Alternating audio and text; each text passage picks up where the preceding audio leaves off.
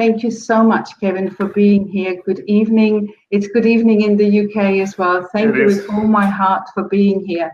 I'm really aware of that this is a challenging time for you, or a tender time. I think challenging is not the right word, a tender time for you, where I believe that many of our Journey family have seen the Facebook posts. They are aware, they do know that your beloved father has passed away last week, and I knew him well, and so the sadness kind of was everywhere, you know, not just with you. And so first of all, my deepest sympathy, and I'm really sorry that I couldn't do an in-person hug, that it had to come via email or phone or.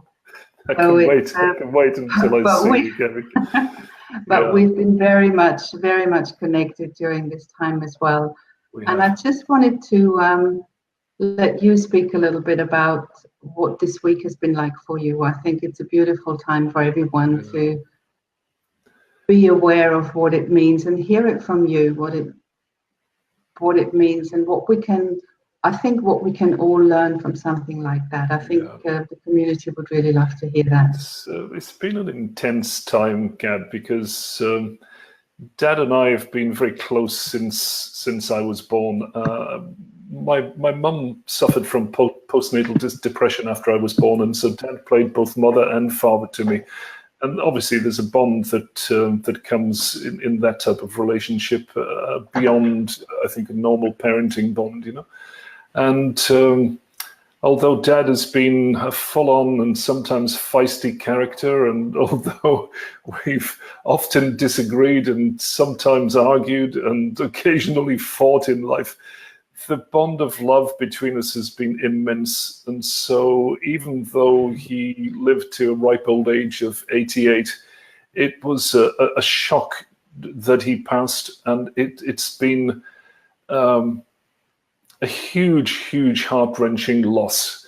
And it's taken place at a time which has been marked in some unusual ways. You know, I'm on my own here at home in Wales. Brandon is in Australia, as you announced. My son Mark is in New Zealand. You and Gav here are in Greece. And so it's been, first of all, a little strange not to have many beloveds around me. My sister Debs, a lot of people will know, and she's been here and has been a beautiful support. But a lot of the people who normally would be there, as you say, to give the physical hug as well as the virtual hug, they're living in different parts of the world at the moment.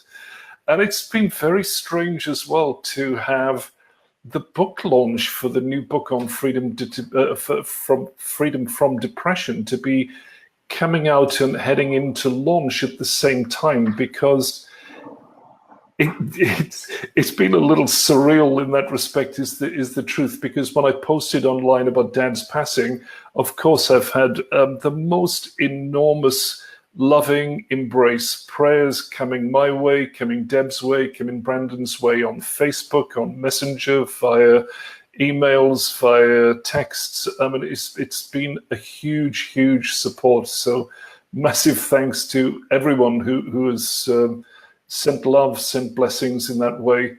The strange thing has been that the day before Dad died, I had sent out messages asking for support for the book launch. And so I've simultaneously had all these congratulatory messages come in, and you know, gratitude for the book, wishing me well, hoping it reaches the people it needs to reach, and so a lot of enthusiasm. And I mean, in a previous life, I don't know what I would have done with that. And this time has been, it's been precious, I think, in a number of ways. And one of the ways is in recognizing that life goes on and life is often messy, and that even in the messiness, all we can do healthily is to stop and to open and to embrace the totality of life as it shows up. So to accept things as they occur, to open emotionally with that, and to surrender into the core of it. And so, of course, that's what I've been doing since a week ago today when Dad passed. I was saying to you earlier on, Gabby, that it's been a deeply profound and revealing time, because the previous experience I've got of a parent dying was 27 years ago, when my mum died at the age of 58 after a long illness. And that was prior to Journey. This would have been 1991.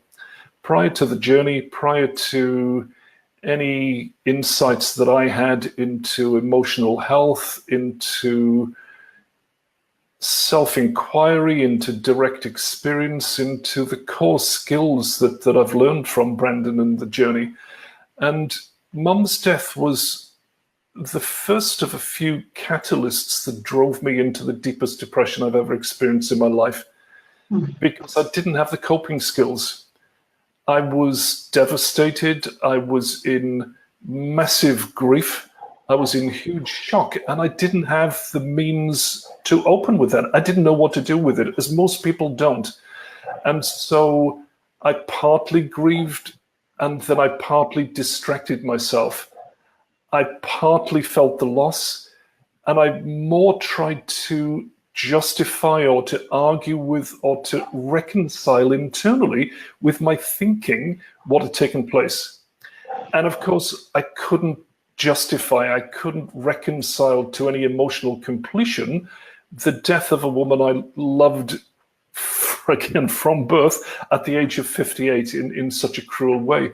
And so it became very detrimental in my life that I bottled up emotions, that I suppressed emotions, that I threw myself into work headlong without really having any healthy way through it.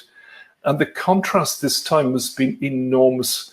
Of course, with Dad being 88, there is a difference, and I admit that. It's a different expectation when a parent dies at a good old age than when they die in middle age.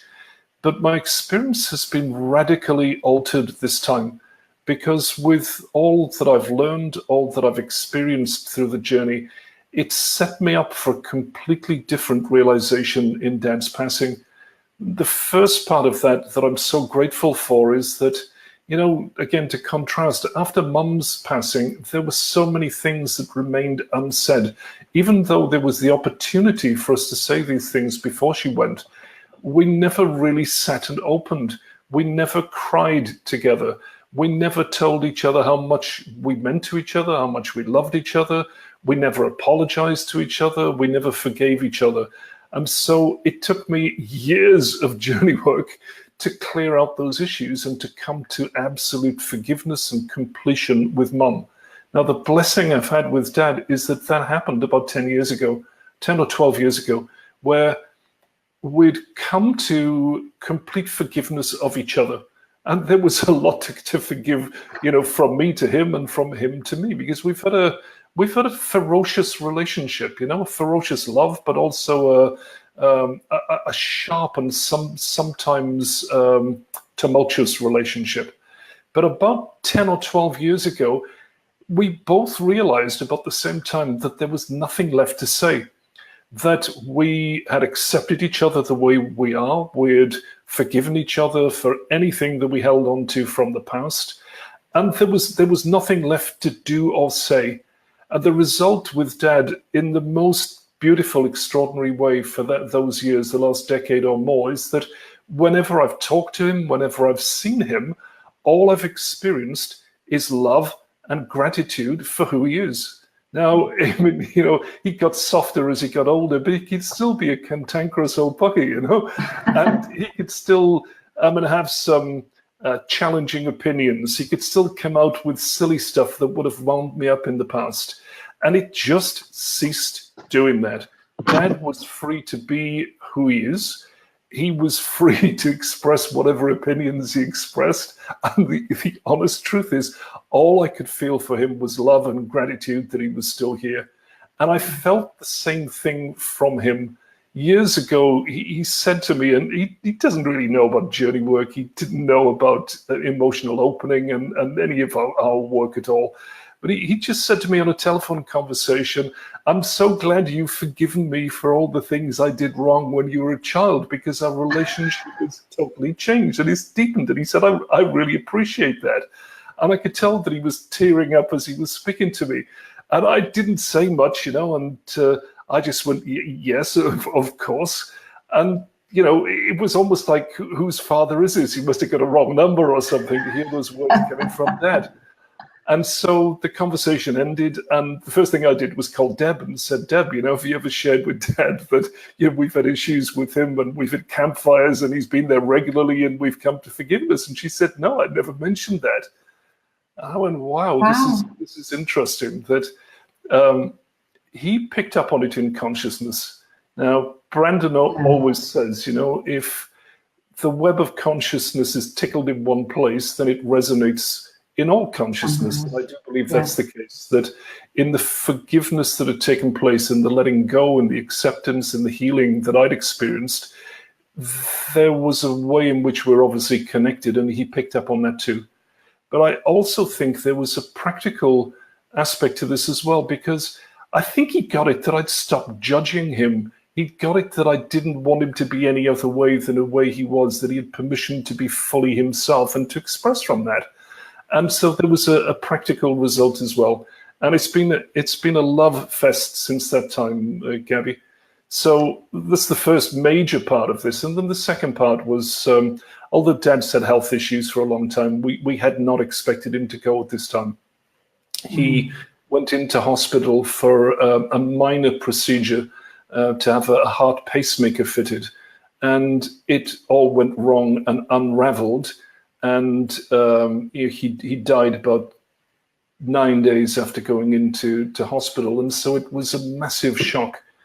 And of course, the body responds to that. It responds with a shaking, with a sense of lostness, with a sense of absolute loss and a disorientation. And a huge grief followed through that in waves.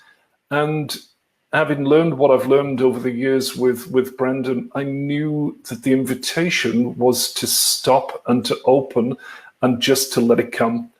And so that's what I've been doing and have been supported in for the last week. And day by day, my body has been shaking.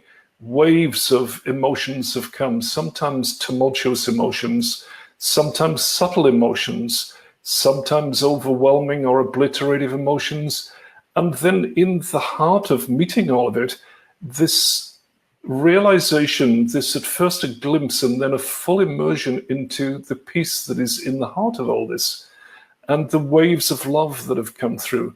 And so from day to day, there's been the experience of a roller coaster of emotion and of letting go and of grief that has led me deeper and deeper into the peace and the love that I know is at the heart of all existence. And that has been a profound experience that I'm truly grateful for. I've always heard Brandon say that there was no grief that could not be fully met and cleared within 7 days. Now, whenever I've referenced that in the past, I've said, okay, this is what is taught. And I don't personally know that to be true. And 1 week on from Dad's death, I can honestly report that I know that to be true. The grief has lifted.